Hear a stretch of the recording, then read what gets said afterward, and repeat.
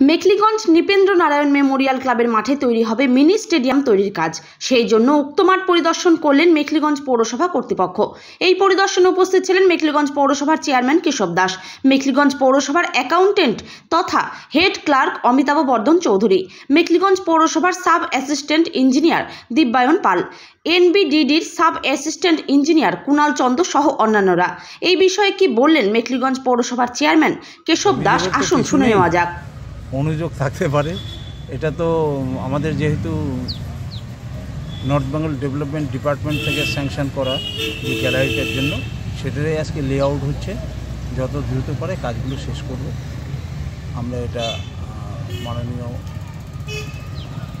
MLA সাহেবের প্রচেষ্টায়, আমাদের অফিসের প্রচেষ্টায়, সর্বোপরি আমাদের পশ্চিমবঙ্গ সরকারের মাননীয় মন্ত্রী যিনি দায়িত্বে আছেন তারও সহযোগিতায় আমরা এটা পেতে চলেছি। আগামী দিনে যাতে এই একটা ব্লক হবে, তারপরে ব্লক অন্যান্য কাজগুলো পেতে পারি এই আশা রেখে মেখলিগঞ্জবাসীকে আশ্বাসই বলবো দিয়ে আমরা এই কাজটাকে শুরু করতে বলছি।